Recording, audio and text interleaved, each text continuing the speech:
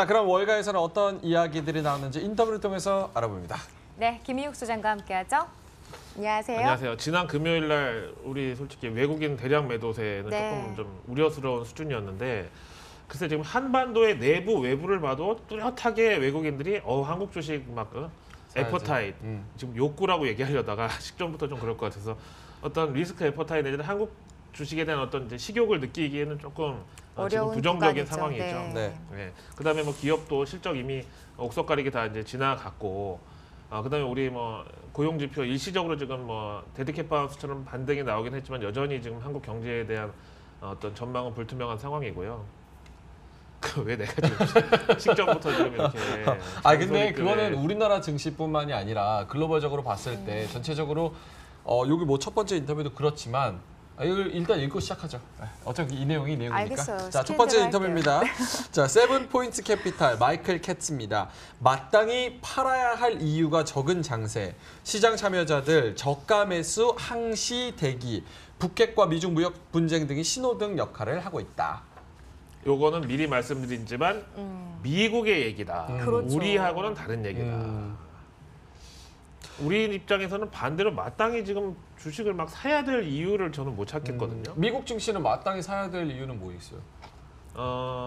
특히 이제 연준이라는 이제 그렇죠. 든든한 유동성 공급자가 있다는 거고, 지금 시장 참여자들이 봤을 때 사실은 이제 지표 둔화도 어느 정도 최악의 국면을 지났는데, 그럼에도 불구하고 연준을 우리 편으로 일단 접수해 놓은 게 제일 이제 크다고 보는 거고, 그다음에 지금 현재 미국 증시를 보면 솔직히 지난 12월에 비하면 또 너무 좀 약간 과열의 느낌도 과매수의 느낌도 없지 않지만, 그럼에도 불구하고 지금 이제 미국 현지 그리고 이제 주식 투자자들이 생각했을 때는 다 같이 이제 우상향으로 좀 위를 보다 보니까 어떤 조정도 일단은 다 저가 매수로 생각하자.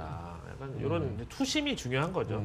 자신감을 다시 찾은 거예요. 그래서 이제는 뭐 북핵, 그다음에 미중 무역 전쟁, 뭐 이런 게 일단 빨간불이 켜졌으면 이제 반대로 파란불이 켜졌을 때 출발을 준비하는 네. 이제 이런 사람들이 있잖아요. 네, 그런 신호등의 역할을 한다. 저가 매수의 신호등 역할이라는 거죠. 그래서 뉴스창에 북핵 위험하다.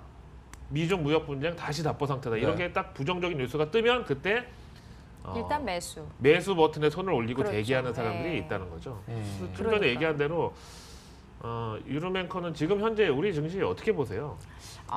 뭐 박스권이죠. 저희 여기서 조금 2200선 뭐 안팎에서는 뭐 힘들지 않겠습니까? 그럼 또 맞아. 너무 일찍 올라오면 또 일찍 또 그렇죠. 내줘야 되고. 근데 한국 증시의 특징이 글로벌 전체 랠리에서 봤을 때는 상승세는 제일 늦게 시동 걸리고 그다음에 위험자산 회피로 빠질 때는 또 제일 먼저 빠지고. 먼저 우수수. 예. 이걸 뭐 부지런하다고 해야 될지 아니면 뭐 리스크 전략에 탁월하다고 해야 될지 뭐 하여튼 뭐 모르겠는데 하여튼 시장에 대한 확신이 없는 게 가장 큰 이유겠죠, 아무래도. 네, 그렇죠? 그래서 말씀드린 대로 지금 네. 국내 내수와 수출과 뭐 대내 대외 그다음에 북쪽, 남쪽, 뭐 서쪽, 그러니까요. 동쪽을 봐도 동쪽. 특별히 뭐 이렇게 우리가 지금 이게 사실 긍정적인 시나리오가 되려고 했으면 하노이에서 이제 일단 좀 좋은 소식 소식이. 일단 딱 나와 줬어야 되는데 그렇지 않으니까 이게 김 빠진 정말 저는 솔직히 상황이. 하노이에서 네. 진짜 서프라이즈로 정말 좋은 소식이 나오기는 애초에 힘들었기 때문에 그렇죠. 말씀해 주셨죠. 우리가 이제 너무 그거를 갖다가 미리 좀 갑을 하듯이 빼가지고 써먹은 결과가 좀 이렇지 않나. 그때 이제 국내 언론들이 너무 그거를 갖다가 막 그 뉴스로서의 영향력 말고는 막 저는 지금 제일 기가 막힌 게 그 북미 정상회담 날짜하고 일정하고 장소 하노이로 잡혔다고 외신에서 뉴스 나왔을 때 문재인 대통령이 하노이로 초대받아서 3자 회담이 열릴 가능성이 있다. 종전선언까지. 거의 상상 임신격의 정말 보도였는데 그런 게 자꾸 다 이제 외국인 그리고 국내 투자자들한테 네. 너무 과도한 그렇죠. 기대감을 심어줬기 때문에 원래 이제 조울증 환자가 와 갑자기 기분 좋다다가 갑자기 뚝 떨어지면 죽어버릴 거야. 네, 한강에서. 막 그러니까. 그러잖아요. 너무 요거는 올라갔다 뚝 떨어지니까 사실은 낙차가 뭐 너무 컸다는 거죠. 그렇죠. 저가 매수도 뭐 항시 대기하고 있다고 하는데 우리 시장에서는 사실 시장 참여자들도 그런 분위기는 아니잖아요. 그렇죠? 솔직히 개인은 네. 아직도 지금 물려 있는 사람들이 많아가지고 네. 저가 매수를 하려고 해도 돈이 없고요. 그다음에 기관 같은 경우도 뭐 최근에 뭐 이제 주총을 둘러싼 여러 가지 갈등들도 뭐 복잡하고 이래서 지금 그렇게 급하게 뭐 주식을 사고 싶지는 않아 해요, 사실은. 그렇죠. 그래서 뭐 일부 뭐 수소차네 뭐 아니면 뭐 어떤 테마 있는 뭐 이제 공기청정기 같은 거 네네. 그런 거에나 일시적으로 지금 이제 재미로 조금 트레이딩을 하는 거지 기조적으로 지금 이제 국내 기관들도 주식 비중 확대할 그런 확신이 없는 상태라고 봐서 물론 이제 시장이 뭐 이유 없이 꼬꾸라지는 날은 기관이 담기도 합니다만 그거는 뭐 어떻게 보면 아주 사실 드문이에요. 뭐 네. 롱 포지션에 따른 어떤 전략적인 그리고 이제 그렇죠. 중장기 추세에 역점을 둔 매수세라고 보긴 힘들죠. 네. 네. 굉장히 긍정적인 의견을 하나 봤는데 또 증시에 대한 이야기 하나 더. 긍정적이지 않죠. 아니 미국에 미국 증시, 한해서만 그렇다는 거고. 네, 미국 증시. 예, 예, 미국 예. 증시 전망 한 가지 더 보도록 하겠습니다. 네. 아이콘 펀드의 크레이그 켈러한의 이야기 들어보시죠. 미 증시 올해 목표 상승률은 이미 달성했다. 3월 말에서 4월 초에는 연고점을 찍고 꺾일 듯하다고 하네요. 변동성과 이벤트 많지만 밸류에이션에 근거를 해야 된다. 이렇게 이야기를 했어요. 아, 저도 모르게 갑자기 화를 냈는데. 화내지 우리가 월가 말아요. 인터뷰 이런 거 보는 게 네. 해외에서 현지 월가 전문가들이 어떤 얘기를 하는지를 보고 그렇죠. 국내 증시 외국인들이 어떤 이런 생각을 공유할 수 있기 때문에 우리가 미리 좀 맛보기로 보는 건데 앞에서 보신 그 얘기는 정말 미국의 한한 거였고요. 그렇죠. 일단 요 사람이 지금 전망하기에 3월 말에서 4월 초에 올해 연고점을 찍고 이제 증시가 꺾일 것으로 보는데 지금 미국 3대 지수 기준으로 다 상승률이 10% 넘었거든요. 네. 근데 그렇죠. 작년 연말에 미국 IB를 비롯해서 주요 기관들이 올해 미국 증시의 경우 상승률이 한 8%에서 9% 될 것이다. 라고 전망을 했어요. 왜냐하면 12월 달에 워낙에 경기 둔화 우려가 컸기 때문에. 근데 해가 바뀌자마자 달력 넘어가자마자 벌써 지금 올해 상승률 가장 높이 본 밴드 상단까지 다 달성해 버렸거든요. 근데 이제 그럼에도 불구하고 조금 관성으로 조금 더 갈 수 있대요. 그래서 길면 4월 초까지 이제 오르다가 꺾일 것 같다. 그리고 앞에서 보신 변동성의 이벤트 뭐 브렉시트도 그렇고 뭐 여러 가지 많지만 밸류에이션에 근거했을 때 아직까지도 업사이드의 어떤 이제 룸이 남아 있다. 룸이 남아 있다고 하니까 좀 그런데. 그래서 그러길래 네네. 일찍 오지 그랬어요. 이런 네네, 얘기 듣는데 그러게요. 아니 아까 브렉시트 얘기하면서 유럽 앵커께서 좀 화를 냈어요. 도대체 그래요? 한다는지 만다는 아. 건지. 결정장애라고. 그리고 그러니까요. 2006년도에 날선 비판. 브렉시트 표결할 때 그때 어땠는지 아시죠? 그러니까요. 우리 막 다 막 난리 나는 줄 알았는데 EU 다 막 탈퇴하고 막 이럴 것 같은 분위기였거든요, 그랬죠. 사실은. 그때 브렉시트 얘기 나오면서 그렉시트, 뭐 이탈렉시트, 막 이렇게 프렉시트. 나오고, 프렉시트 나오고 그다음에 세상 망하는 그 거죠. 브렉시트 표결이 솔직히 통과가 안 될 거라고 다 예상했는데 통과되니까 그날 코스피 한 5% 빠지잖아요. 맞아요, 난리 맞아요. 났죠, 그랬죠. 막. 급락을 했죠. 예. 네, 그때 뭐 샀어야 되는데. 한국의 경제를 얘기하면서 양념하는 그 방송에서는 브렉시트는 절대 될 수가 없다. 99% 이거 부결된다고 했는데 가결되니까 이제는 당분간 모든 주식을 다 팔고 맞아. 대기를 해야 된다라고 했는데 오히려 그날 푹 빠졌다가 V자 반등을 하면서 한국 경제에 누를 끼쳤던 전문가도 있었다는 것을 기억하면서 어쨌든 2016년도에 여의도를 비롯해서 저도 많이 다쳤거든요. 맞아요. 개인적으로. 그렇죠.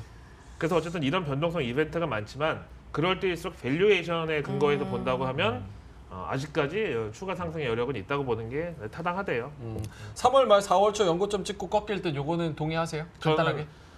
이게 이제 미국의 시각에서는 이제 동의를 하는데 우리 라이징 스타의 관점에서는 동의를 하지 못하고요. 우리는 숨고르기는 있어도 이제 달리기 위한 숨고르기다. 그래서 시장이 꺾여도 라이징 스타는 꺾이지 않는다. 네, 결론은 네. 예. 아무도 안 받아주니까. 다음으로 하죠. 한 분만 하셔도 돼요. 이거 하도 많이 해가지고. TD증권의 제나디 골드버그입니다.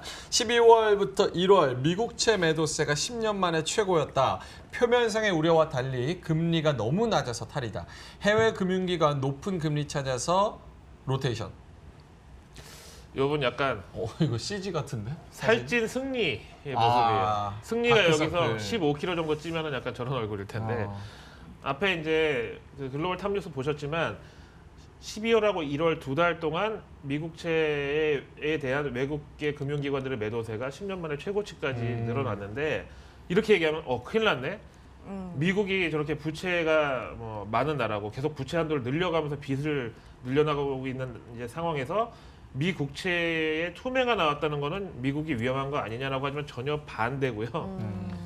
오히려 미 국채 수요가 너무 견조해서 금리가 너무 낮은 바람에 외국계 금융기관에서 야 이거 장사가 안 돼. 2%막 10년물 기준으로 2.5에서 2.7 아까 유엔커 얘기하신 대로 채권 시장도 지금 금리가 박스권인데 야 이거 먹자고 여기 있느니 좀 약간 좀 고수익 고금리 채권을 갈아타자니 그렇죠. 빼자 예. 이런 탓이었다고 하고 또 그 미중 무역 분쟁으로 한참 미중 관계가 좀 극단적으로 치달았던 12월, 1월 2달 동안 중국은 미국 국채를 오히려 더 샀어요.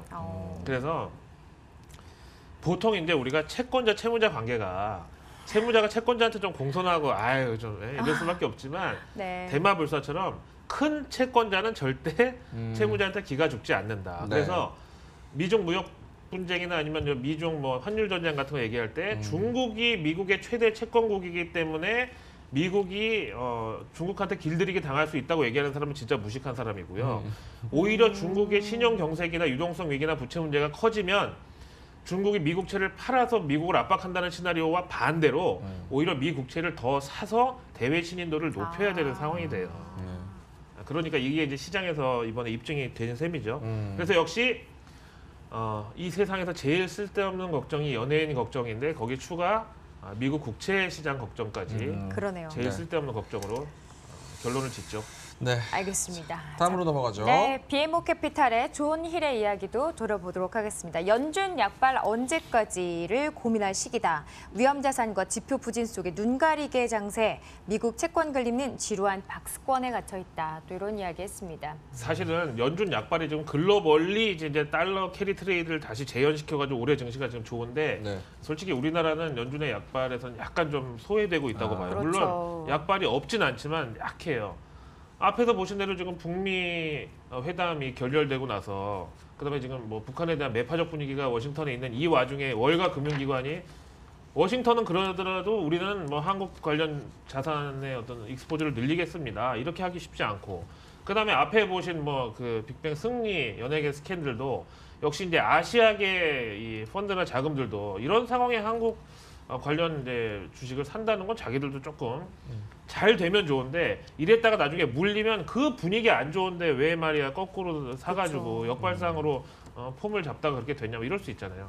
어쨌든 지표 부진 속에서 이제 눈을 가리고 블라인드 폴드인 상태로 막 이제 이 신봉사 장세가 계속되고 있다. 예. 자, 마지막입니다. 일본 중앙은행 총재 구로다 하루이코인데요.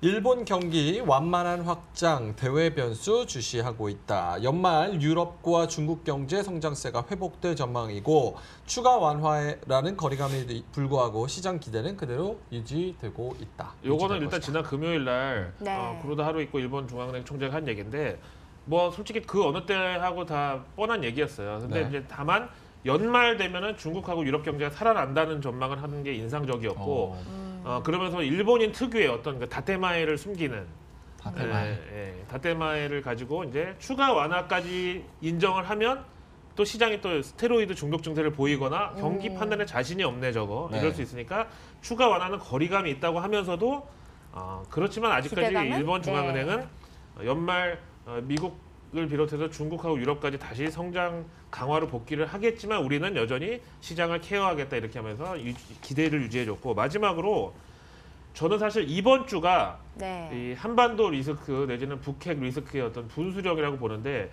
만약에 여기서 최악의 시나리오만 나오지 않는다면 지금이 어떻게 보면 사실 발언 피싱 저점에서 훌치는 맞아요. 그런 계기가 될 수 있다고 보는데 이 다음 거 마지막으로 하나 읽고 끝낼까요? 네. 랴오닝 사회과학원 리서처 류차오입니다. 트럼프 김정은 하노이 회담 정산 끝났다. 양국 서로의 태도 주시하면서 탐색전을 재개하고 있다. 다시 대립 국면에 복귀할 시에 한반도는 위험하다. 이번에 솔직히 아무 성과가 없이 끝났기 때문에 본전 생각은 누가 더 과연 잃은 게 많았느냐 이렇게 해서 이제 정산을 하는데 결론은 김정은이 더 잃은 게 많았기 때문에 최선희가 화가 나서 협상을 이제 끝내버리려고 한다, 엎어버리려고 한다 이렇게 얘기했다는 건데 그렇지만 지금 현재 이제 이런 상황을 국내 증시 외국인들은 이미 선반영해 놨고 여기서 다시 재개가 된다, 북미 대화가 이런 가능성이 조금만 나오더라도 다시 이 사람들은 마음을 돌려줄 텐데 그게 바로 이번 주가 분수령이 된다. 예, 알겠습니다. 끝. 네, 자, 일본 얘기도 해봤고요. 여러 가지 네. 글로벌 증시 전망에 대해서 이야기 나눠봤습니다. 김육 소장이었습니다. 힘들다.